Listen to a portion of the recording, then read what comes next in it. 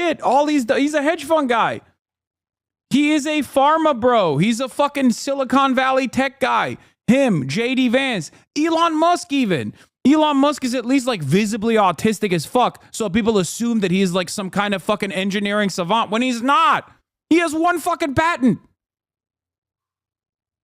What the fuck has he done? He has one patent. All he does is hire the appropriate people and then fucking, put them under horrific circumstances.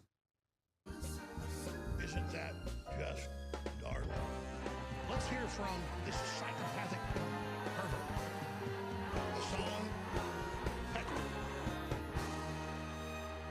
Who, by the way, is a super libertarian right-winger. He just knows. Why not get a Prius? Like, actually, because it doesn't fuck. Like, Priuses don't fuck. Everybody knows that. They don't fuck. Do you know how to ride a bicycle? Yes. Anyway, on that note, let's get right into it. We're going to be talking about Maga World and drama and Hogwatch, some of the many things that we like and enjoy on this broadcast.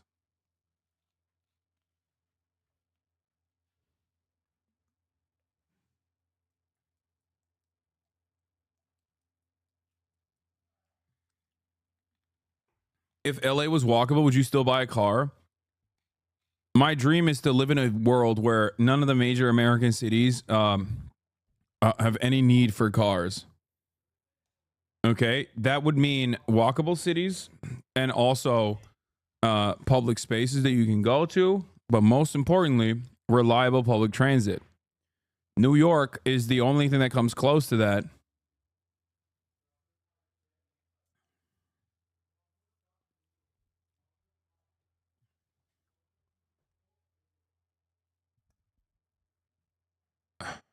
But yeah. All right. Uproar breaking inside the Maga world over H-1B visas and foreign workers, ladies and gentlemen. We're diving right into it. As you guys know, I covered this extensively yesterday, but we must cover it even further because the Maga world has already seen its own share of political drama. Let's take a look. Tonight, as President-elect Donald Trump is preparing for a widespread immigration crackdown when he takes office 25 days from now, we're seeing a crack between some of his top advisors and his MAGA base. Elon Musk and Vivek Ramaswamy are both facing major blowback from their own supporters for not only backing, but encouraging offering more visas to highly skilled foreign workers. Over the Christmas holiday, Musk posted this online saying, think of this like a pro sports team. If you want your team to win the championship, you need to recruit top talent wherever they may be.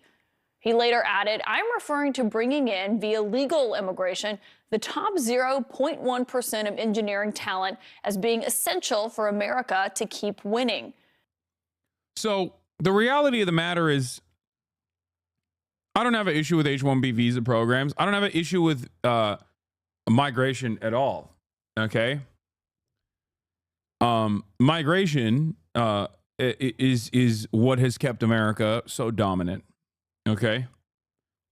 The problem with how migration is done, however, or the major reasons as to why people like Elon Musk like migration, immigration in general, is because it creates a alternative secondary labor market that is reliant on maintaining their job.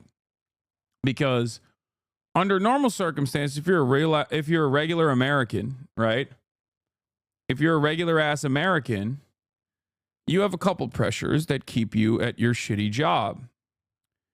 Those pressures are the fact that you don't have health care if you lose your job. That's number one. Another pressure that you have is that you said you'll react to my videos if I ask you for the 100th time. No, dude, I was being sarcastic. Stop. What? H1B is fucking ducking horrible. Rusty Twitch TV. I'm going to get to the problems with the H1B visa system. But hold on. So if you're a regular American citizen, okay, you go to school, you go to college, right? You take on major student loans. You're taking on a shit ton of debt just to be able to become a more productive, more valuable worker. And in the end of that process, now you have to pay off those loans. External pressures that keep you at your shit end job, a job that your educational attainment does not require you to take on in normal circumstances, but now you're desperate. Okay? Obviously, one of those reasons is how expensive college is and all the student loans that you have to take in order to even go there. That traps you.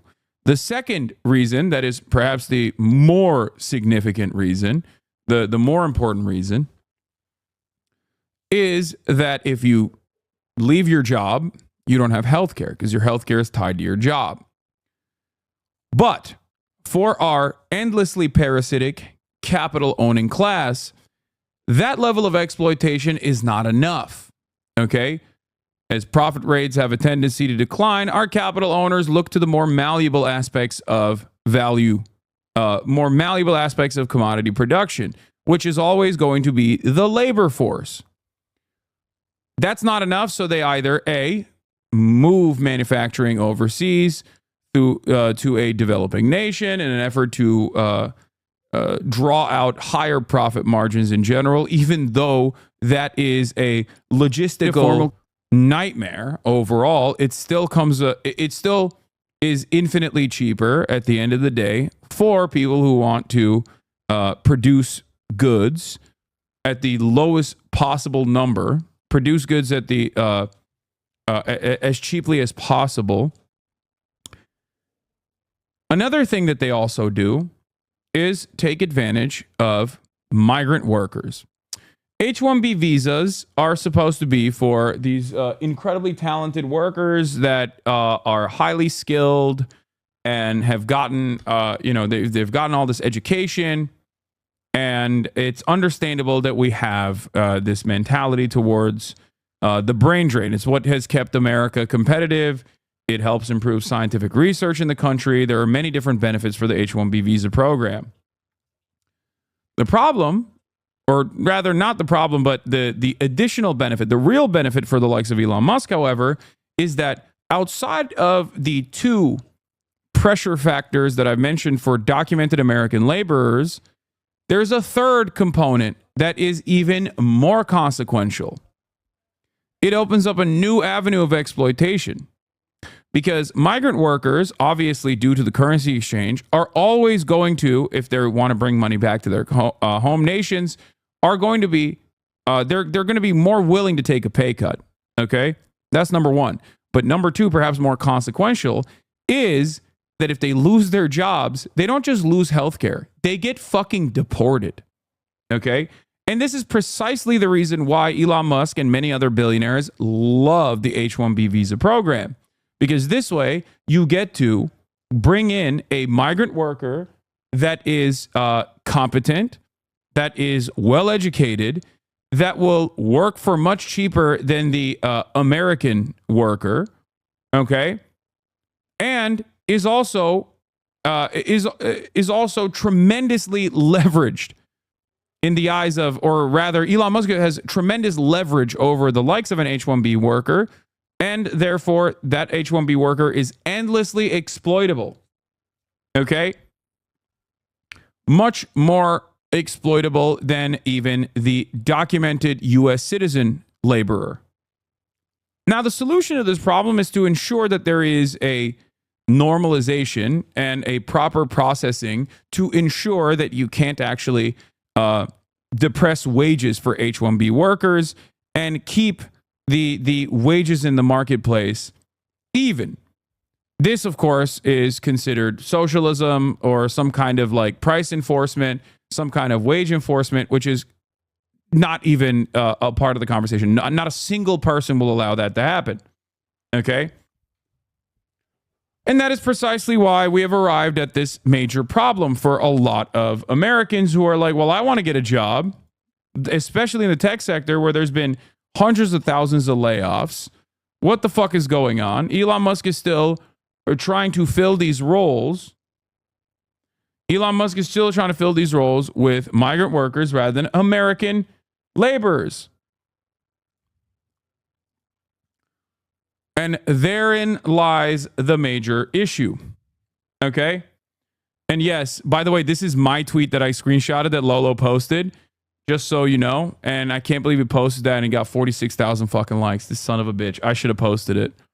It is the funniest tweet I've seen. He sent me his screenshot. And then when I saw it, I was like, oh, yeah, dude, I also screenshotted it. I sent him back the same fucking tweet. I was like, this is hilarious. I'm constantly insulted on this platform. So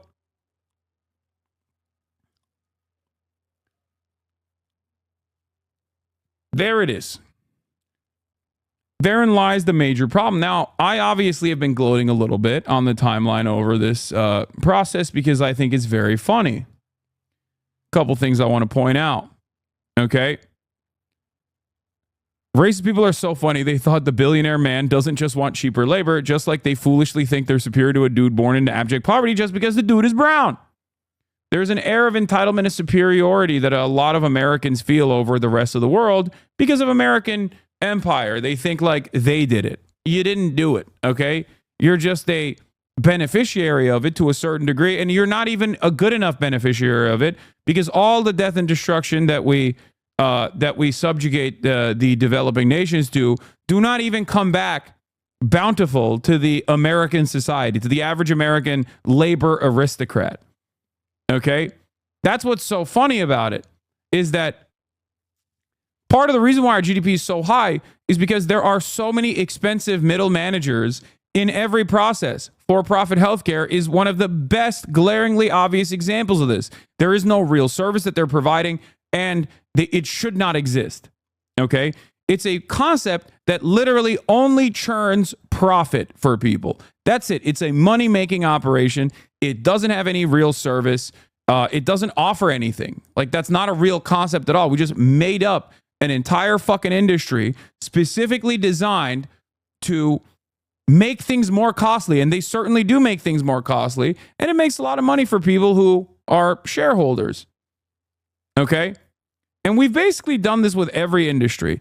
So the second tweet I had, which apparently a lot of right-wingers agreed with, which I thought was strange, is the elites destroyed schooling in this country for profit. They treat teachers like dirt. Kids get shot in school. Then they tell you college is not important and it can't be free. And now you're sitting around mad about H-1B visas. Lamau, you've been robbed blind.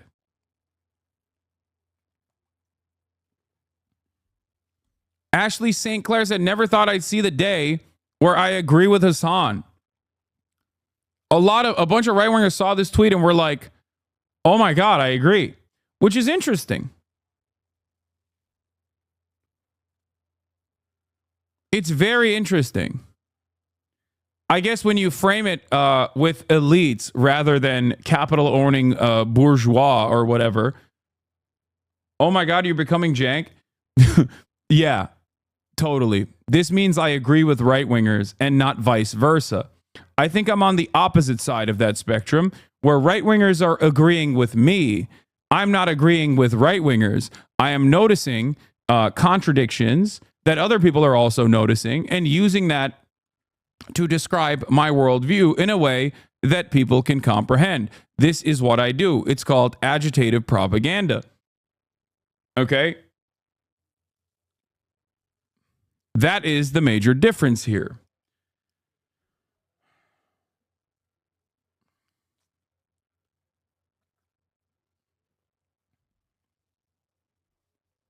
Isn't this their argument for school choice? The elites destroyed schooling in this country for profit is literally a argument against school choice. Okay? If I didn't know you, I would have assumed you were right-wing just by the use of the word elites.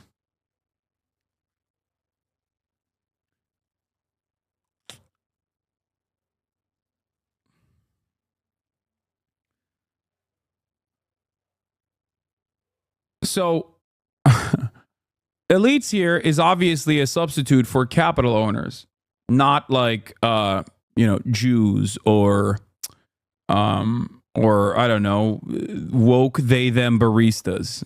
Okay, like the actual elites, the actual people who are in control of capitalist society, capital owners. Okay. Just so you understand. I mean, everyone here understands it. And the point still stands. The point remains. The elites destroyed schooling in this country for profits. It is true. Part of that is school choice, voucher programs, and rampant privatization. Okay? That is how it works. And LeBron is the one fucking elite that hasn't done that. He literally actually funded a public school when he had the opportunity to fund a charter school. That is one of the many different reasons why I love LeBron James and will glaze him endlessly. I can't believe you just activated my trap card by bringing up LeBron while we were talking about schooling in this goddamn country. Put some respect on the GOAT. Okay? Put some respect on the GOAT. Okay? Pour some honey. It's literally true. You can shit on LeBron James for anything else, okay? You can't shit on him for this.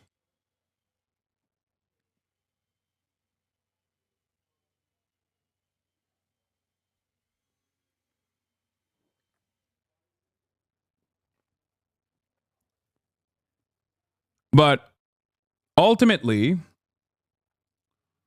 what is important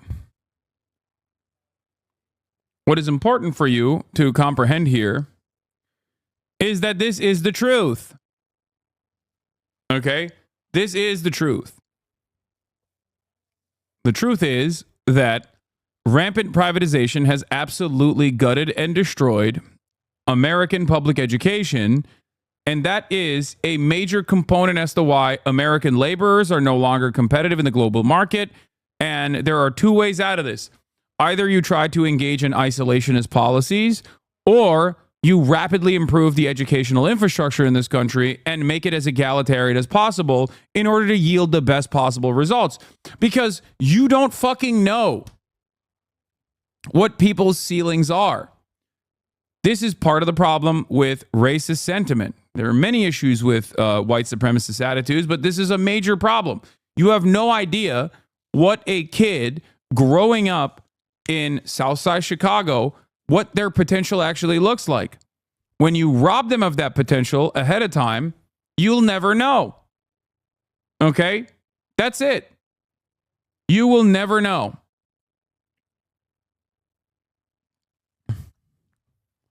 And in that process, because we're trying to eke out profits from every corner, from every sector possible, we actually end up making our labor force less competitive in the global marketplace.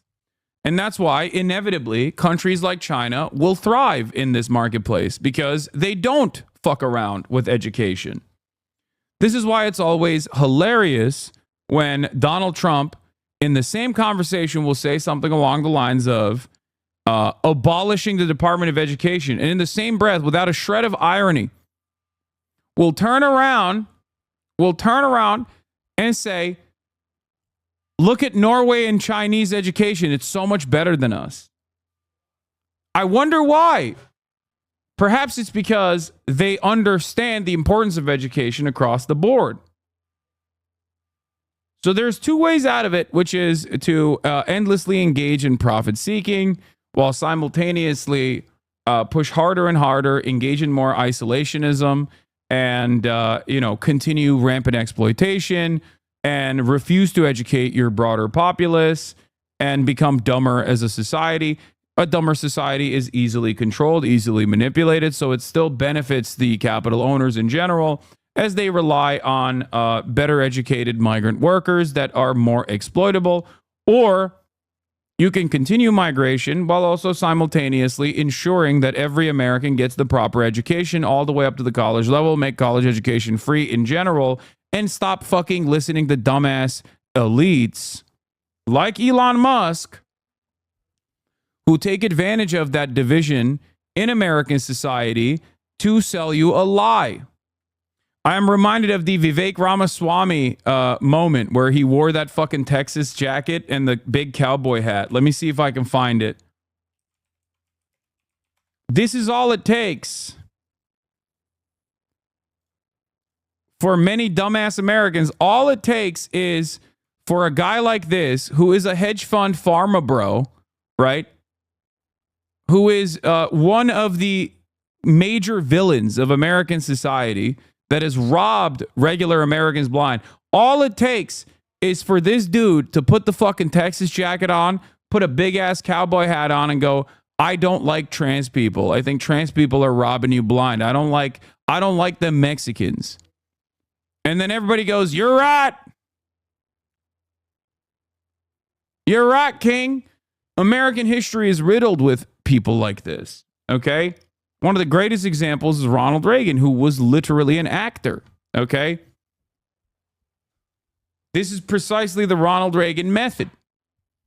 Fake populist bullshit. Make Americans divided, make them focus on racial boundaries that don't disrupt the capitalist pecking order. And you can rob them blind. Vivek Ramaswamy set us Indian Americans back 2 decades by doing this bootlicker shit. Yeah, it's also kind of funny because as far as like the right-wing BJP Indian Twitter, they're still blaming other Indians, not a shock, who happen to be leftist. So that is also hilarious because the metric ton of racism is not coming from other Indians who happen to be of a lower caste or happen to be leftist. The metric ton of racism is coming from white people in general who literally just despise Indians and don't care. Don't make the distinguish. Don't distinguish between like the good kind and the bad kind. Okay, that's not a real concept. There's never been a real concept. That will never be a real concept. That's not a thing that racists do. It turns out racists don't actually distinguish between non-white people all that much. They just say, oh, you're non-white, and therefore you're lesser.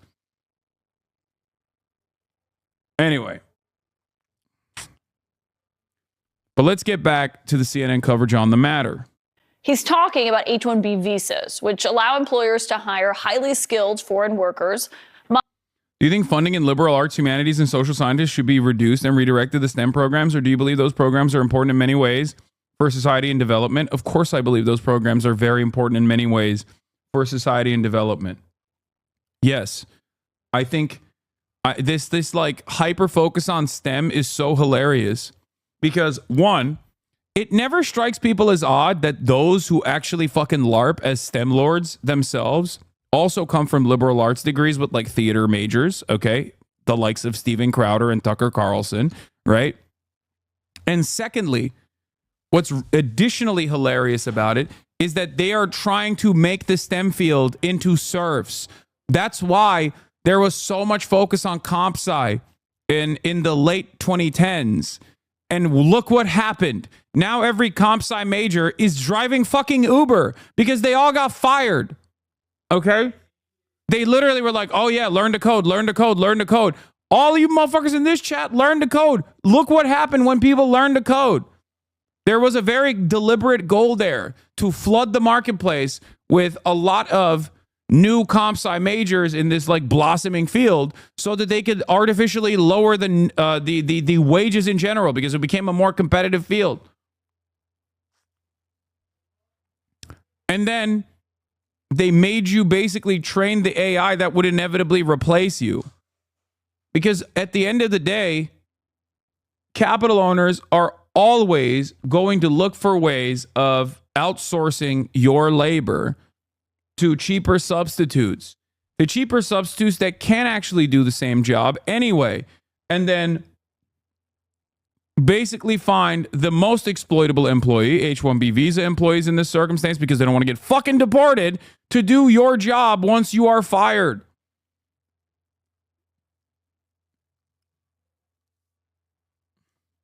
What do you have to say about societies that have arguably surpassed America, particularly China, that have huge emphasis on STEM and like zero humanities majors compared to America? That's wrong. The idea that like there is no humanities majors in China is objectively incorrect. What are you saying? Countries like China quite literally fund art programs. They fund humanities all the time. They don't just fund humanities, they fund art programs in general. It's not, what you're saying is not correct about China, nor is it correct, nor was it correct about the USSR, for example. It's so funny to say that like there isn't robust literature and robust art in a nation as large as China.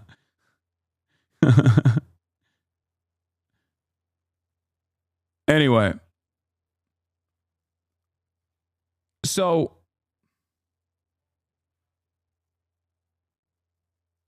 the vast majority of people specialize in STEM fields. I may be mistaken, but many people specialize after Gaokao, and they, compared to America, go into STEM.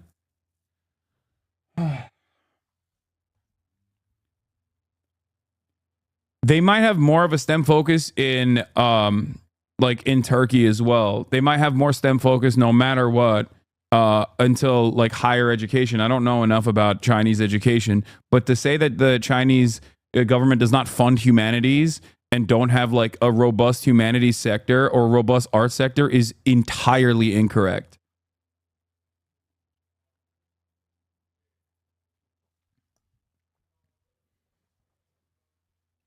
You can't be serious about China art programs. Are you sponsored by them or something?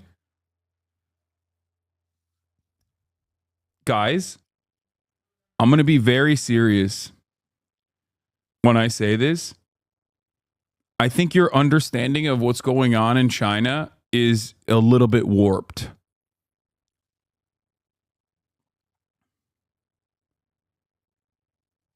I don't know, like, if you think, first of all, America funds art programs. Every government funds art programs, okay? Just so you understand. It's a matter of how much you fund art programs and humanities, okay? The idea that there is a government out there on this planet right now, as it stands, that focuses zero on funding the humanities and funding art is ridiculous. And not only that, but humanities are complementary to STEM in general, okay? Art is important. Humanities are important, okay? The idea that like 100% full-blown STEM is the way to go is also silly. I'm sorry, you are wrong. What is this? What is this? Oh, ow my balls. He sent me a Reddit post. What? What the fuck is this? In China, young graduates are selling their knowledge on the streets, facing a difficult job market. Highly educated Chinese have found a new way to monetize their degrees, knowledge street vending.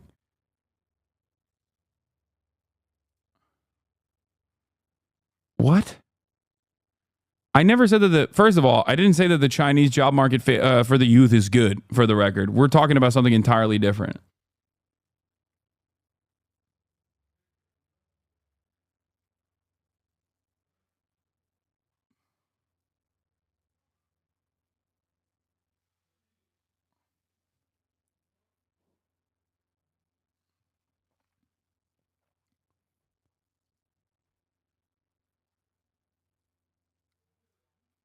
But I don't know how this has sorry, I was reading chat.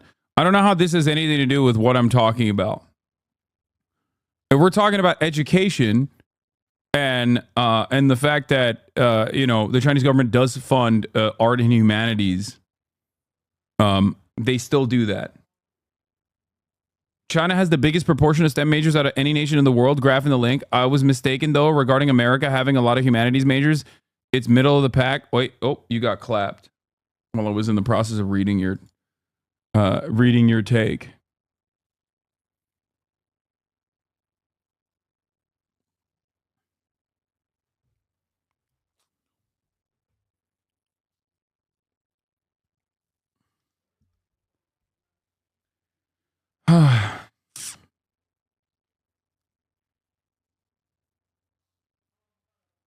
I'm a Mexican aerospace engineer in a border city in Mexico. I have peers that have gone to LA to work for a certain defense company that have said they feel stuck with zero negotiating power, having borderline management role with low pay, all because they don't want to lose the visa. Yeah, of course.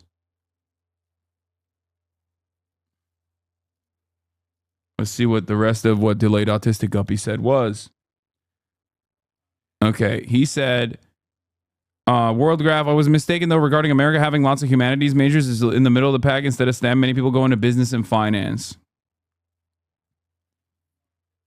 Okay. Okay, so as far as the highest number, if you're looking at this proportionally, I don't know what percentage of Chinese STEM graduates, because this is totality. And of course, China and India in totality are going to be much higher in terms of STEM majors. China and India are much larger countries. I don't know what percentage is as far as like total percentage goes. Percentage of total graduates in STEM fields, China is at 41%, Russia is at 37%, Germany's at 36%, USA is at 20% in the year 2020. Okay? Russia, Germany, Iran has 33%, India has 30%, France has 26%, Mexico has 26%, USA has 20%. Okay? Overall, this still means that the broad majority of every nation, including Chinese graduates, are still in the humanities and art. As far as a proportion of total graduates, the ones that go into STEM fields is still at 41%, when Chinese STEM field is the highest percentage. That means 59% are still humanities and arts graduates. Do you understand? Or business, finance, and the like. Wait, no, that was the mistake I did. Just because you're not STEM doesn't mean that you're humanities. The rest of the people are business, finance. No, I know. I know. I understand that. And in the United States of America, I'm willing to bet that a sizable chunk of this is actually business and finance majors and not necessarily humanities and art.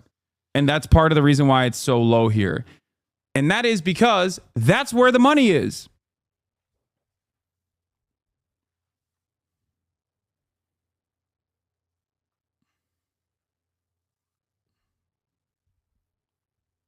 It doesn't mean that it's all art and literature. You also don't have to major in humanities. You just have to take those classes when you STEM major because they're good for you. Yeah, I don't necessarily know how well flushed out like the Chinese STEM education is, but I still suspect that they probably have every higher degree, whether you're in a college in America or anywhere in the world, requires you to take at least some level of humanities classes. Even if you're STEM in the United States of America, you still have to take some humanities classes. I suspect that it's probably still the same in China as well. And I don't know how much more well-rounded the Chinese STEM degrees look like, but it's the overall a good thing to have that. No, STEM in Germany requires no humanities. If China had no humanities, they wouldn't have so many fucking art museums. Chatter's tripping.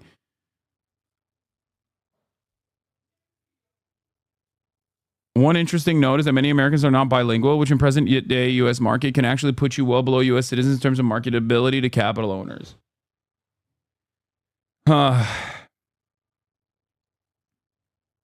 Outside of the U.S., high school is very robust. College is already specialized by them. Yeah, that's also the other part of this, at least from my own personal experience. Even in Turkey, when you start specializing by high school, you still have...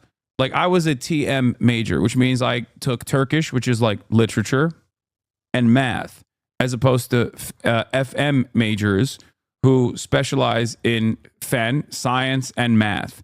Math is still very important and something that you need to take. Like, we took up to Calc 2 in high school. By the time you get to college in Turkey, you already have that. You already have that background. So I suspect that like a lot of the high school education is also better flushed out in these other countries rather than the way it is in America. Actually, I don't even know fully how it is in the United States of America.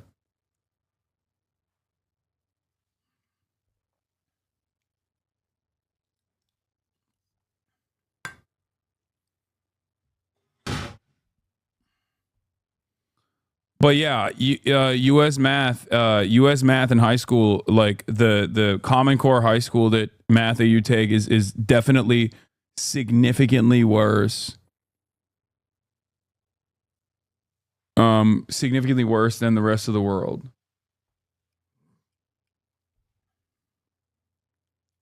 All right, Calc 1 senior year for college credits in high school, no Calc 2.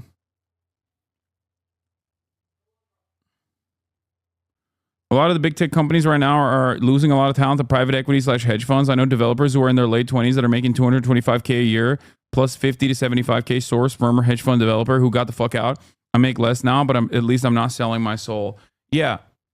Notice how, here, I'll just say it like this, okay? I have obviously personal experience with this, not from my own immediate experience in the workforce, but let's just say I know someone who is very close to me, who is highly educated and builds spaceships for a living, okay? And what I have seen in terms of workplace treatment, in terms of job prospects, in terms of what that specific sector looks like, you would be shocked, okay? I was certainly shocked when I saw how incredibly dire the situation is, where and I talked about this yesterday as well. Every sector in the United States of America, including like what was formerly known as the golden bracelet sectors, like engineering, you know, maybe lawyering, being a doctor. Engineering was supposed to be part of that process. Nowadays, even engineering is basically relegated to the passion that you have for building certain things, because it's certainly not about the money. If you're an engineer and you want to make money, you got to go into finance. The only fucking sector that you can make money in is finance, okay? It's business and finance. That's it. That's it. And that's precisely why so many people that have, no matter what their fucking background is, go into that sector. So if you understand the motivational capacity that wages have, your salary has, then you can understand how to fix this problem. Are you saying doctors don't make good money? No, I'm saying engineers don't make as much good money as they used to.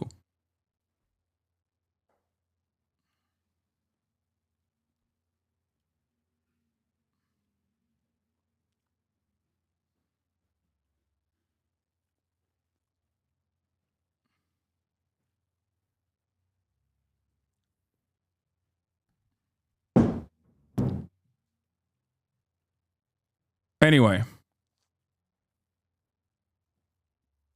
the point is, it all still comes back to wages.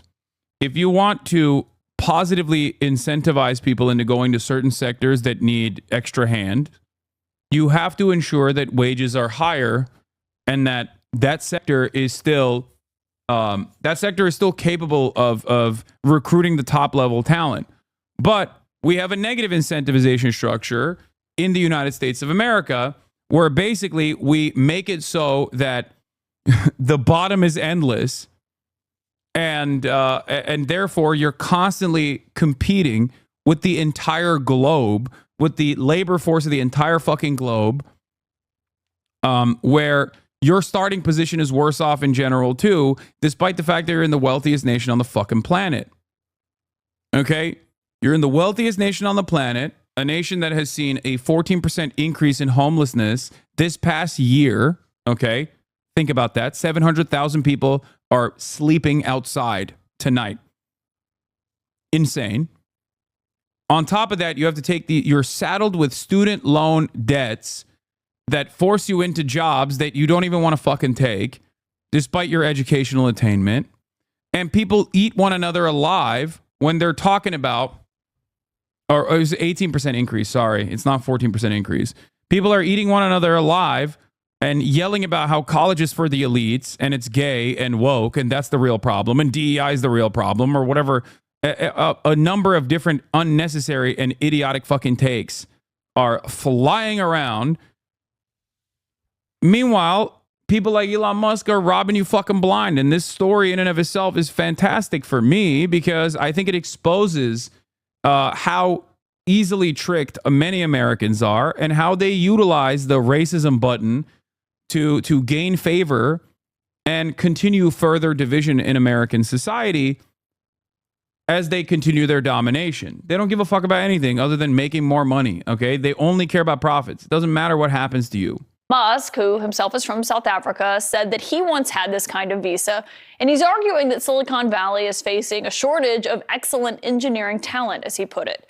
But the annual cap on those kinds of visas right now is at $65,000, with another $20,000 for those who get a master's or a doctorate in the U.S.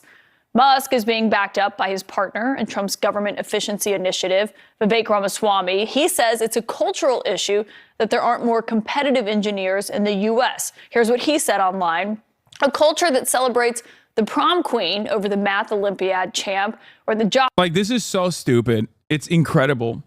We're not venerating our nerds enough. Our culture doesn't venerate nerds. Yeah, that's the problem. Thank you, Vivek. I love that Vivek basically was like, yeah, I got no pussy when I was in high school, so now it's your fault.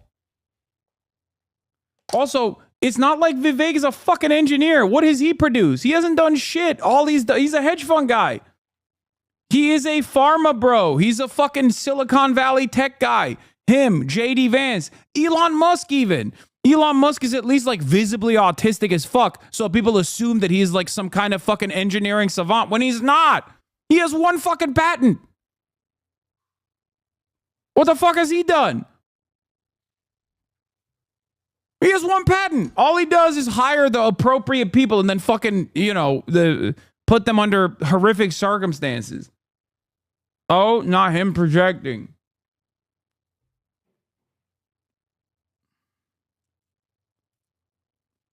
These guys are all business majors LARPing like they're actually fucking cooking up new inventions. It's all aesthetics. There actually was one guy in my high school who qualified for the U.S. International Math Olympiad team, but now works in a quant firm. It's so messed up that his talents are being focused to trade the stock market due to that being what capitalism brought. Exactly. Exactly.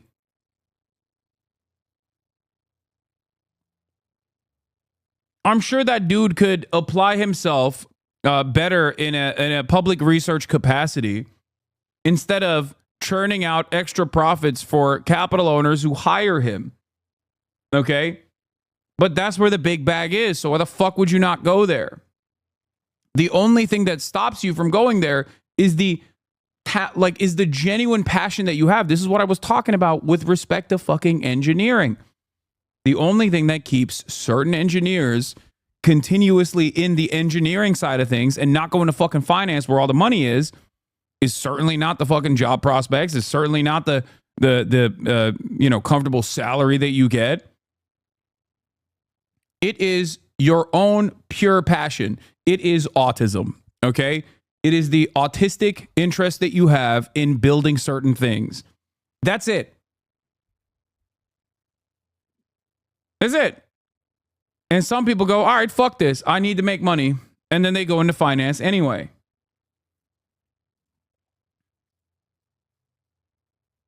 Like there is so much talent in this world. There is so much talent in this world, from highly educated people all the way to people whose potential is robbed from them due to the unequal circumstances they were born into. Okay? Where people could apply themselves to truly make revolutionary, groundbreaking, world-changing technology to improve people's lives in a dramatic capacity. And yet, all of that talent and all of that brain power is lost to the fucking finance sector because that's the only thing that makes money. That's the only thing that people care about. And as all these other sectors offer you very little pay as the cost of living increases in these major cities that you have to get these jobs at, that's it. We're just cooking ourselves. We're cooking society. Stop using the word autistic to describe any interest in something, please. Okay, I will not stop using the word autistic when talking about someone who is autistic. What the fuck are you talking about? Shut up.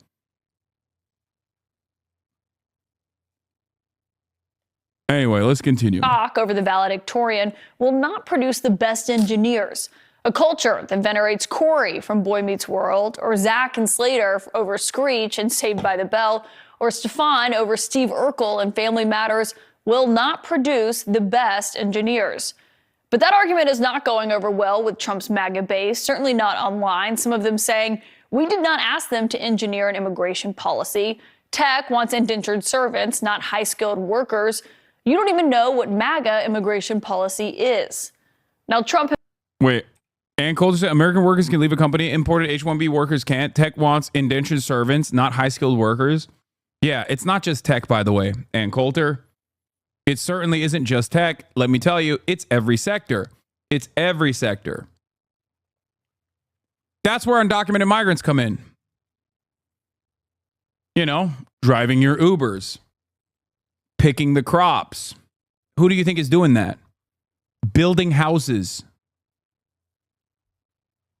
Who is working in the kitchen?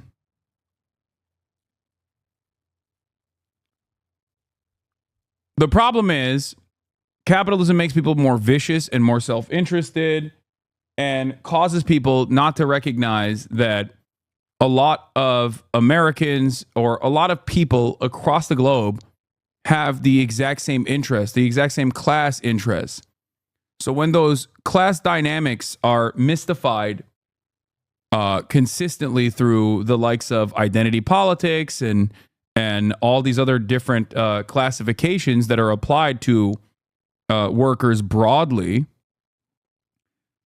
and the attitude developed within liberalism is this zero-sum game always. People go, why the fuck would you raise the wages for undocumented migrants? Fuck them. They should be deported.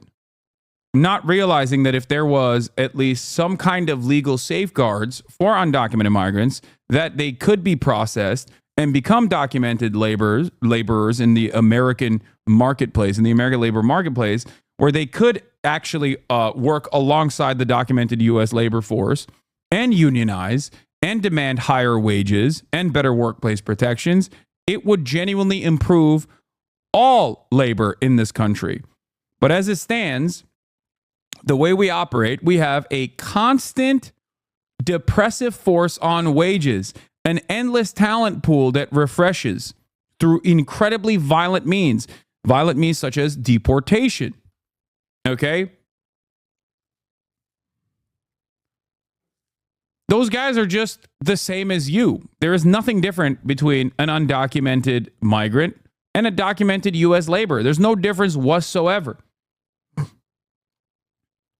They're just trying to make a living in the exact same ways that you are trying to make a living.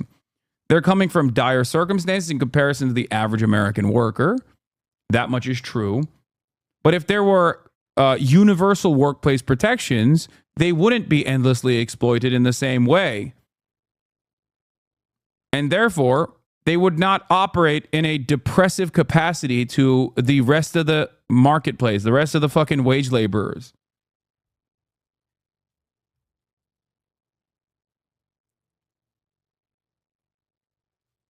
The system has created an endless bounty of treats that are at an affordable price point for the average American consumer. So on that front, that level of consumption has this dulling effect on the, I guess, labor aristocracy in the United States of America. However, it has consistently not only depressed wages, where wages have not kept up with productivity, but also on top of that, it just ruins your life further and further, slowly but surely. All the big ticket items that you need, like a college education for upward social mobility, is now impossible to attain without taking on hundreds of thousands of dollars of student loans that will then trap you into jobs that you don't want to actually do, that you are overqualified for. But it doesn't matter because what else is out there? Someone has to pay those fucking student loan debts. So you take on these jobs in the service sector, even though you're supposed to be doing something different.